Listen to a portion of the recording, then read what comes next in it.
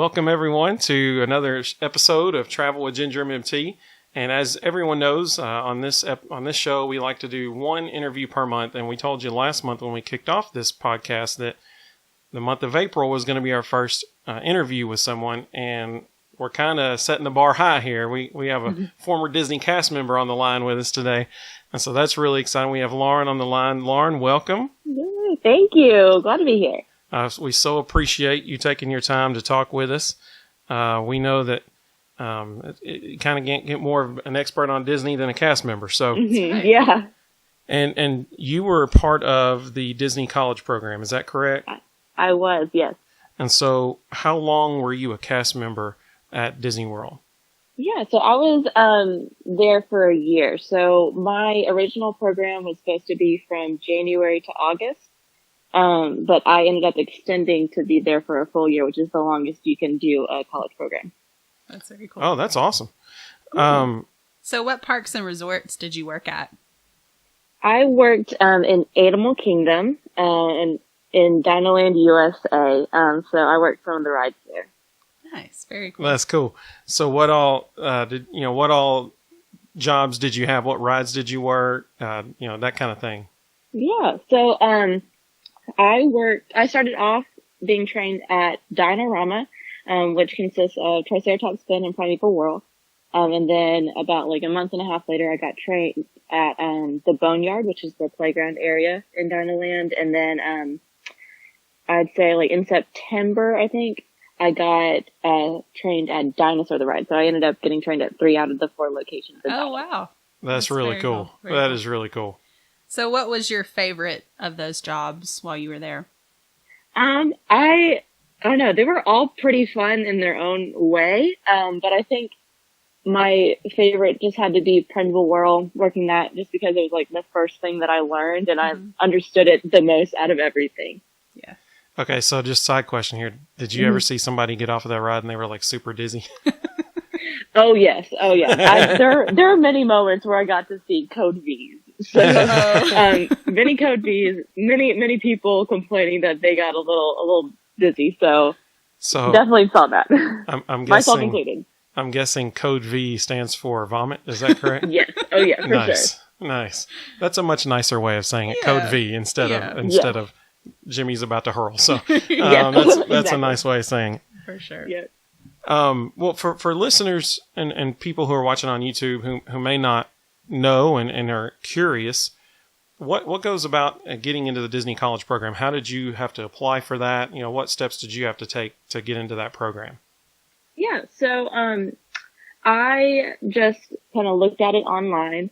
I knew someone who had done it before, so I had a little information about it, but I mainly just found all the information online. And they have their website tells you mainly all that you need to do for it. So I started off with the application, just kind of general information and kind of what kind of roles you would like to do if you were to be chosen. And then if your application is sent through, then you can do an online interview, which is kind of like a questionnaire to some extent. We're talking about like your work ethic, that kind of stuff. And if you pass that, then you can go to a phone interview with one of the casting recruiters. And so that's the final step before you either get accepted or denied to the program. Well, that's really cool. Yeah. Well, we know you, and we know you have a tremendous work ethic, so we're not surprised at all that you passed that part of the exam. Yeah, not at all surprised. So from a cast member's perspective, Lauren, how important do you think pre-planning is for Disney, like fast passes and dining reservations? It is one of the most important things about your Disney trip. You need to make sure you plan ahead. So working at the rides, two of the rides that I worked had fast passes. So I would see a lot of times where people would come up and say, I have a fast pass, and they wouldn't understand what a fast pass was. They actually wouldn't have anything on their account. They would just think they would have it. So, just one, it's great because like planning ahead, like helps you understand all these like Disney terms and stuff that might be a little confusing for people who are just coming into, let's say for the first time. But also, like, it helps you, it helps you not waste your time when you're walking around the parks, Yeah. So you're not just wondering, like, what should we do? But this one has this way, this one, I don't know. So I did that a lot as a cast member. Like, when I went to the parks on my own time, I did that a lot. Yeah. But yeah, and like, planning ahead, I know that there's like a big thing about getting fast passes, the night that as soon as you can get them. But just because you, like, if you like were to get fast passes that night, and you didn't get the ones that you wanted, it doesn't mean that you're, not going to get them at all. Mm-hmm. Because they do drop, like the day of. Mm-hmm. So it's important to like get fast passes for the day, but if you don't get the ones that you're really looking for, don't be discouraged, because you still could get them, because people could either cancel them or, they do drop throughout the day. There are certain times where, the more fast passes will drop depending on the capacity that the park has.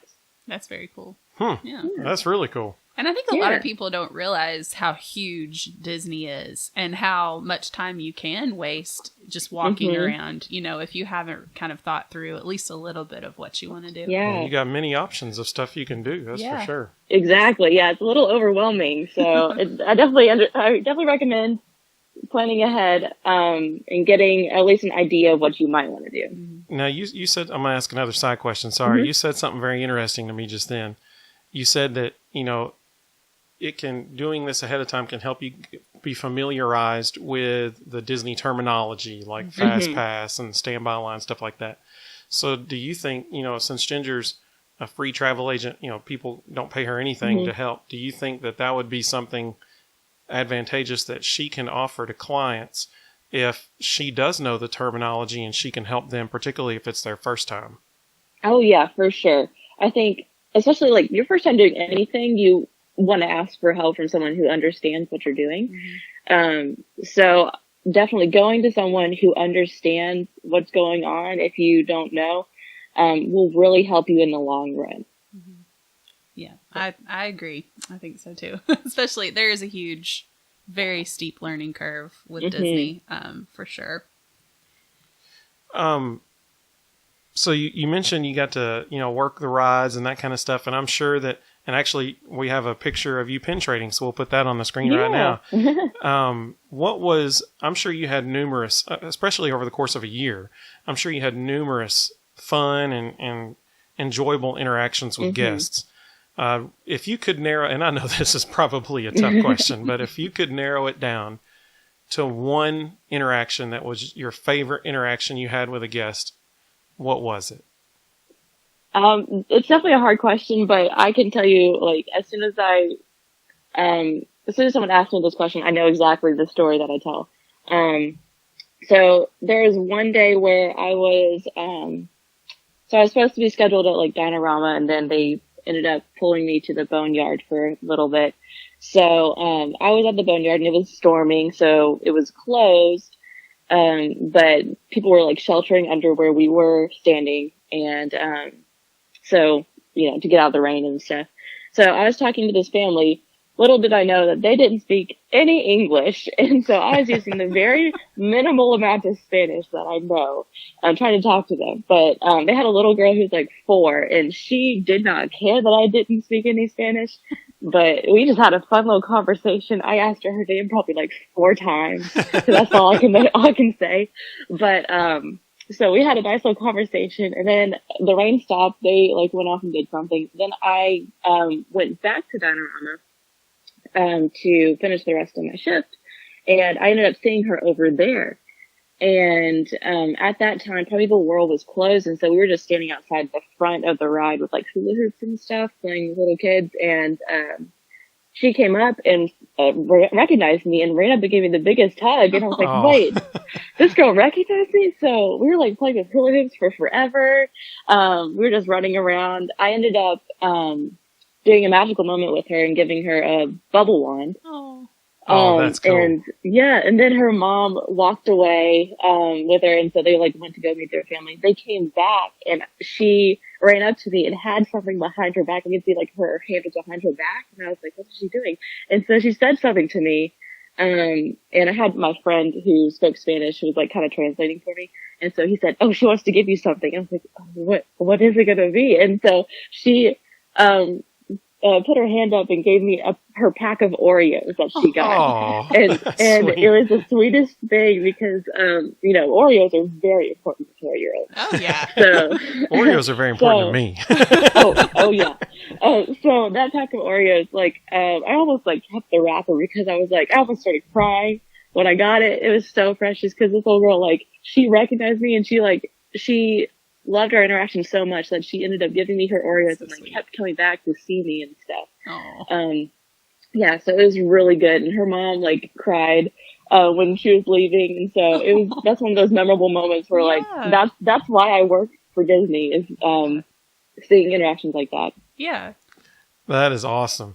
So not only was that a magical moment for her, that's a pretty magical moment for you too. Yeah. Yeah. And just so we're clear, people may or may not have heard about magical moments. Can you explain what that is for people who Yeah. may be watching and aren't familiar with that? Yeah, so a magical moment is just when a cast member does something for a guest that is above and beyond what normal Disney stuff would be. So maybe giving out some extra fast passes or a Mickey pretzel, or my favorite thing to give out either ice creams or bubble wands. Bubble wands are the cutest thing because kids would not know what to do with it, and then as soon as they figured out what it was, they would light up and run around, and so that was my favorite thing, just watching them try to figure out what in the world they just got, and then figure out, oh, this thing makes bubbles and lights up. That's amazing. So. It's like everything That's kids awesome. love. It lights up. Yeah, it does exactly. Bubbles. Yeah. So, Lauren, what was the funniest interaction that you had with a guest? Yes. So this is kind of hard to answer because a lot of these interactions I probably can't talk about in this kind of setting. But yeah, there are definitely a lot of interactions in the Boneyard where I would talk to little kids and they would say the weirdest stuff.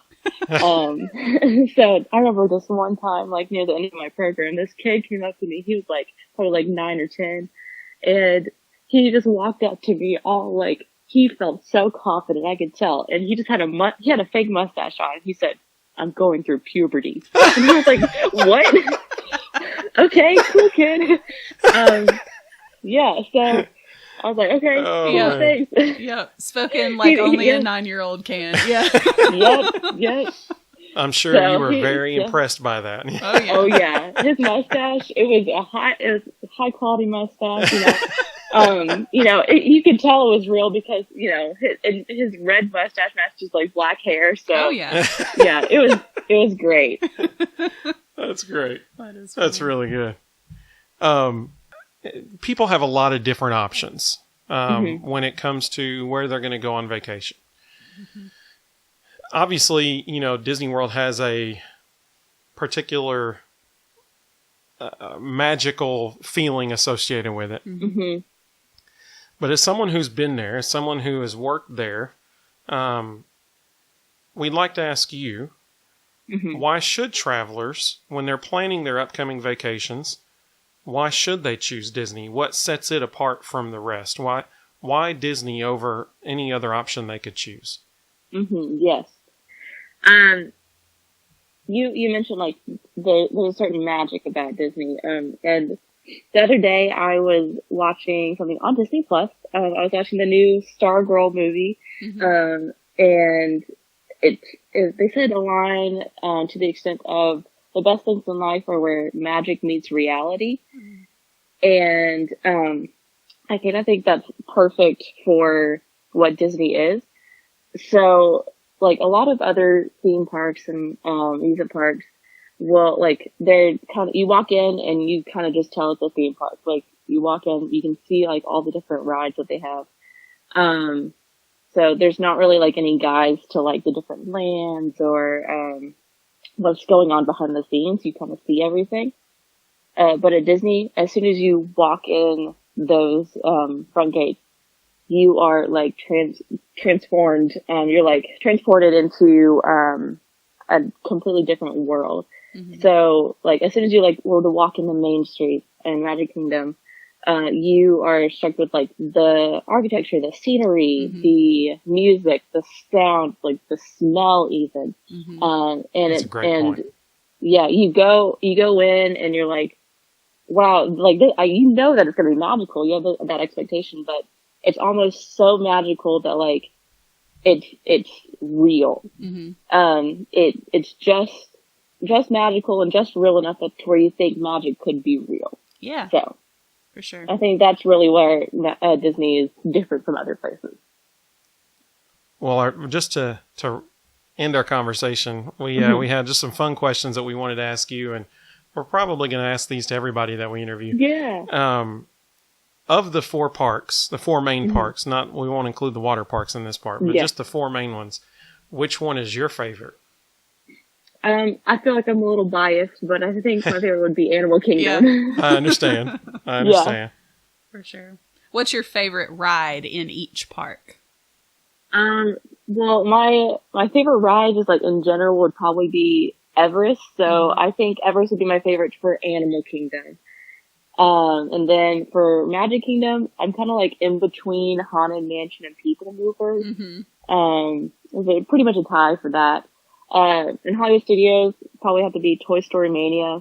I love Toy Story like Mania. the interactive ride is great. And then Epcot, for some reason, I don't know why, but it's Living with the Land. I love that ride. It's very educational. Yes. Yeah. That's cool. Well, what's your favorite Disney snack? We just did a thing on our channel and our podcast last week where we did a most iconic Disney snack tournament bracket. So what's your favorite Disney snack? Oh, it's really tough. It kind of depends on what I'm feeling when I walk into the parks.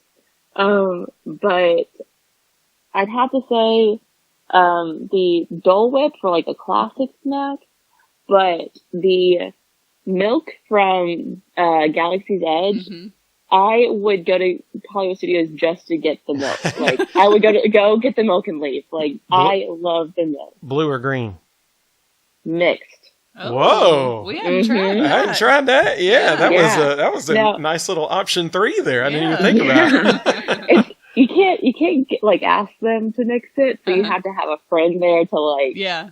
One of each of you gets one of them and mix it. But it's so much better than just each individually. Huh. Well, I think we're going to have to try I that know. next time we're Yeah. I there. know.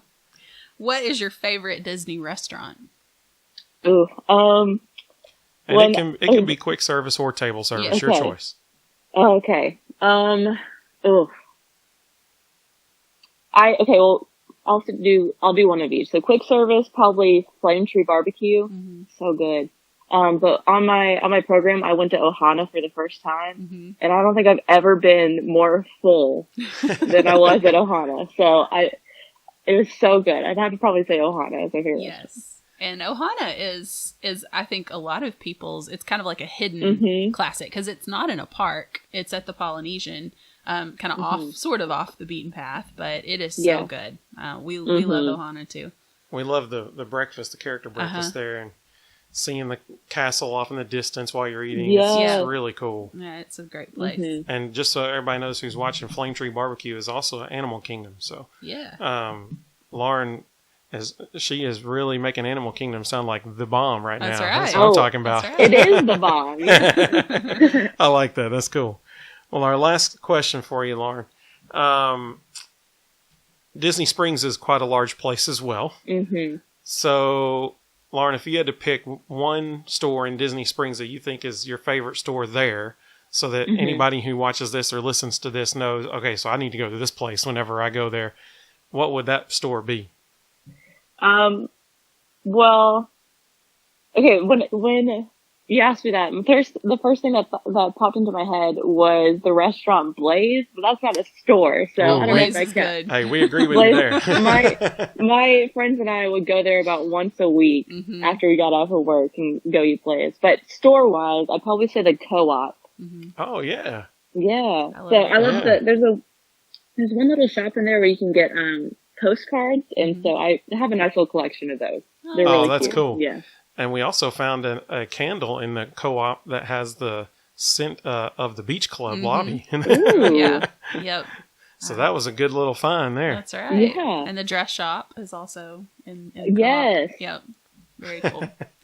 Well, Lauren, thank you so much for being on the podcast. We really appreciate you letting us ask you questions and, You're welcome. educate people about Disney kind of from a different angle. Yes, of course. My pleasure. Hey, maybe closer to like Christmas, we could have you on again and you could talk about Christmas at Disney. Yeah. Would that be Oh, of cool course. with you? Oh, Awesome. yeah. I can talk about Christmas at Disney all the time. Well, thank you so much, Lauren. We really, Yeah. really appreciate you. You're so welcome. And we hope everybody enjoyed this conversation with Lauren. We know we did. And we can honestly say, we know Lauren. And, there's this idea about the Disney cast members. They're always so, positive and upbeat and happy. Well, Lauren really is that way. That's not an act. She is that kind of person. And so we're so thankful that she joined us. And we look forward to seeing everybody next time we're together. So be sure to share this video with anybody that you might think it would interest, and like this video. That would always help us out. And we so appreciate you spending your time with us. We'll see everybody next time.